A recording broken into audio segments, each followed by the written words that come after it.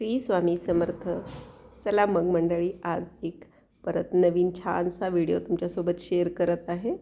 संक्रांतीच्या बेसवर हा व्हिडिओ आहे.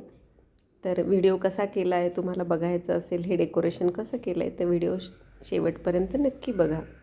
तर सुरुवातीला आपण काय केलं आहे, तांदूळ घेतलेले आहेत आणि माझ्याकडे एकसारख्या छोट्या वाट्या आहेत. तर त्या वाट्यांमध्ये मी तांदूळ भरून घेतले आहेत आणि पूर्ण तुमच्याकडे जर वाटी नसेल तर तुम्ही छोटी प्लेट्स वगैरे असतील तर त्याही घेऊ शकता. अशा पद्धतीने पूर्ण सगळ्या वाट्या मी भरून घेतल्या आहेत. छानपैकी एक खाली कपडा टाकून घ्यायचा आहे. ब्लाऊज पीस असेल किंवा साडी असेल तुमची, ती टाकून घ्यायची आणि त्याच्यावर असं छानसं त्या वाट्यांचं फूल काढायचं आहे.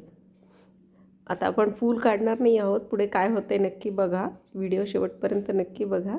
या फुलापासून नंतर आपण खाली वाट्या जोडत जाणार आहोत आणि त्याच्यापासून छानशी आपण एक नथ काढणार आहोत. आता संक्रांत म्हणलं की दागिने आलेच, हळदी कुंकू आलंच, तर त्यातलाच एक आपला दागिना इथे आपण काढण्याचा प्रयत्न करत आहोत. आपण नथ काढत आहोत छानपैकी. तर अशा पद्धतीने नथीचा आकार देऊन घ्यायचा आहे. आणि तुम्हाला रेडी रांगोळी तर माहितीच असेल आणि तुम्ही घेतली पण असेल कदाचित, पण ती वापरायची कशी? फक्त ती रांगोळी ठेवल्याने त्याचा उठावदारपणा दिसत नाही किंवा ती इतकी छान दिसत नाही. तर तुम्ही ते कशासोबत तरी ते क्लब केलं तर ती अजून छान दिसते.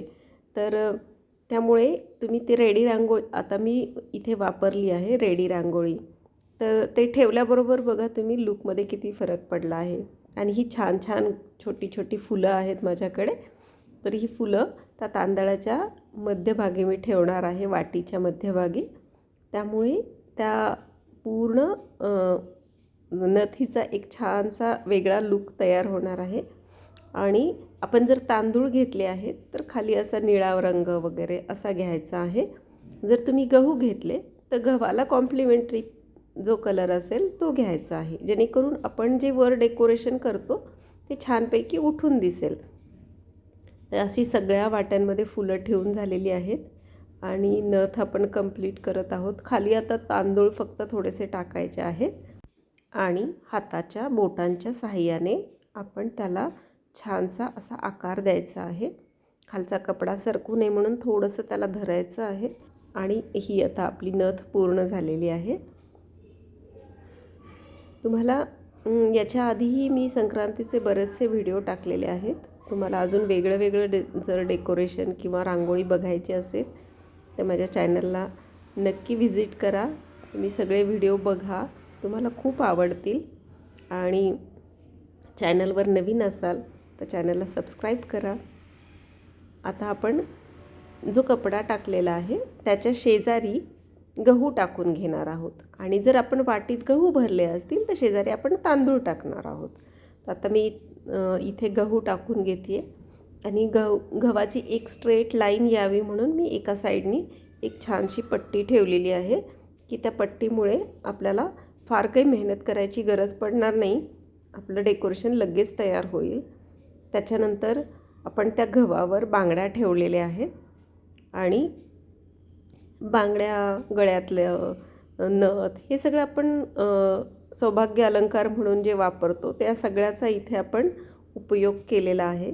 तर आता इथं हळदी कुंकू आपण परत ते ठेवलेलं आहे. ही रेडी रांगोळी आहे.